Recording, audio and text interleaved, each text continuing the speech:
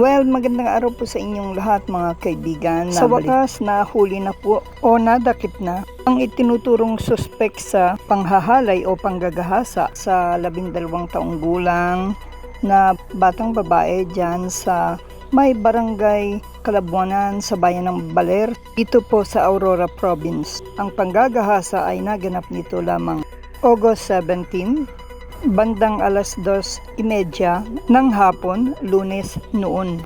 At ito nga pong suspect na nahuli na ay walang iba kundi si Janry Olivario alias Uday. Nang mangyari ang insidente ng pangahalay, at ito'y agad na naisuplong sa kinauukulan at agarang nagkaroon ng pagtugis o manhunt operation dito at nagkaroon din ng pabuya na nasa 20,000 piso sa sino mang makapagtuturo ng kanyang kinaroroonan at upang ito ay madakip na. Isa sa nanguna sa paghahanap sa suspect at pag-aanunsyo sa social media ukol sa suspect at sa pangyayari ay ang Barangay Kalabuanan sa pangunguna ni Barangay Chairman David Orolfo Jr. Ganon din ang kanilang panawagan ng pinansyal na tulong dahil matindi ang pang-aabusong ginawa sa 12 taong gulang na babae na ginahasa. At ito nga ay dinala sa PJG Hospital. Sa pagtugis ng Baler Municipal Police Station, nakakalap pa rin sila ng mga CCTV footages ng panghahalay at nakuhanan ng impormasyon ang ginahasa na bata o dalagita.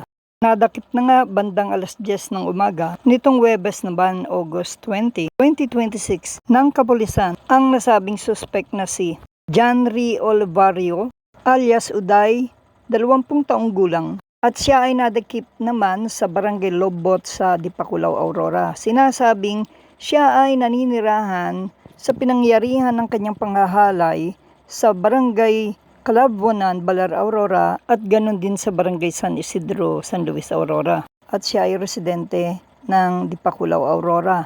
Ganap na ring naisampa ang kasong rape sa suspect at siya ay nakakulong na ngayon sa custodial facility ng Baler Police Station. Habang nagpapagaling naman sa PJG Hospital sa Cabanatuan City ang nagahasang bata.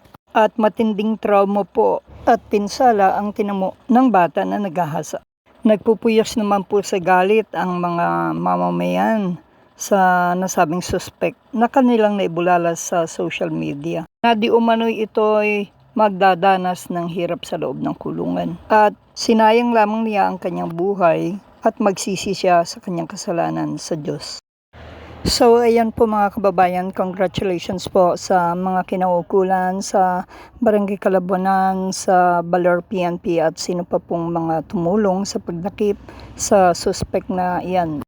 Kung kaya't ang payo po natin sa ating mga kabataan na mga babae ay mag-ingat, ganoon din sa mga kalalakihan, baka pedophile naman ang sa inyo ay manggahasa. May mga nangyayari pong ganyan at pinapatay din. Maswerte lamang po at hindi po pinatay itong bata na itinatago natin dahil siya ay minor de edad ang kanyang pangalan. Ganun din, babala sa ating mga magulang na bantayan, pag-ingatan kung maaari sunduin ng mga bata, kung sila ay nasa mga lugar ng mga delikado o mga bahay, samahan dahil hindi ho natin mapagkakatiwalaan ang sino man. Sinasabi ko, maging ito ay professional, mahirap ho. Marami hong mga napabalita na isolated man pero hindi natin alam kung anong tumatakbo sa isip ng mga rapist po.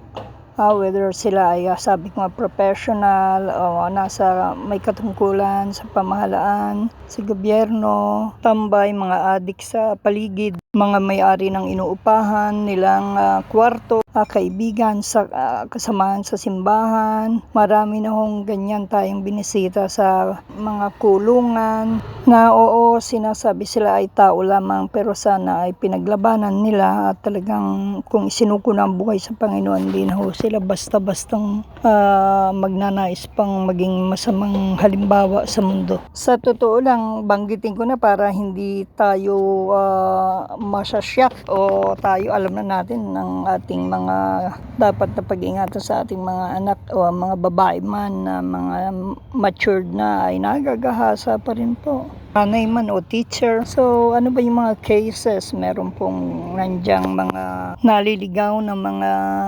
guro, pastor, police law enforcers, tanod, barangay kagawad, minsan kapitan pa, sangguniang bayan members pa nga po ang iba. Nangahalay din. Tagal ko na hong nagbabalita at umaalalay rin sa mga nagahasa ng mga bata, estudyante, mayor. Ang dami ho na balita sa Laguna. Kaya po tayo, ang dami rin natin binalita, mga konsyal ng bayan, pastor, may pari pa po. Kaya pag-ingatan po natin. Di natin ho basta ititiwala. Uncle, tito, tatay ho, meron din ganun. Ako, kakatakot ho.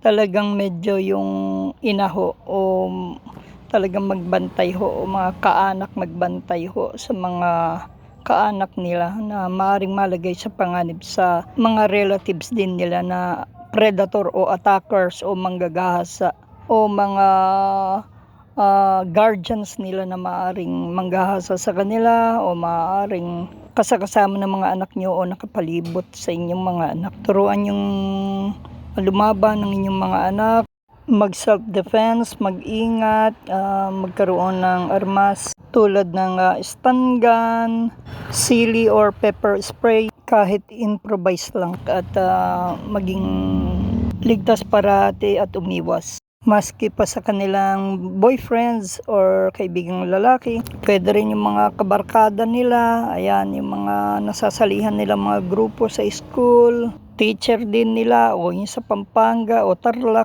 school man yan o church. Samahan lagi ang ating mga anak. Kalimitan ho, pinapatay yung mga batang nagagahasa upang hindi makapagtestigo, makapagturo, magsumbong. Meron tayong mga naging children noon sa Palawan na sa church. Nagahasa nung adik na nakatingin sa kanila nung ate niya, kinuha sa bahay nila noon. Nung gabi, nung adik, buti hindi pinatay. Sa mga simbahan, may mga alam ako ng mga pastor na gahasa na kulong. Mayroon pang isinumbong sa atin dito, mga ngaral kuno, pastor daw, na mga nagtatangkang manggahasa ng miyembro o may mga pastor na teacher pa ng public. Di umano'y ginahasa yung kanilang manggagawa na nagsumbong din sa atin. Binabantayan ho natin. At ingat din ho kayo sa lingkod-lingkuran ng Diyos. Maging sino pa man ho yan, kapag hindi yan nakukulong at naparurusahan, magpapatuloy at magpapatuloy lamang yan. Maging sino pa man yan.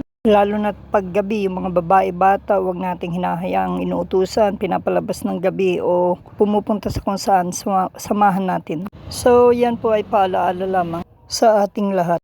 Yan din po ang pinapaalala ng mga Philippine National Police sa atin. Sa NSK News ng NSK TV Channel, Narciso Co reporting.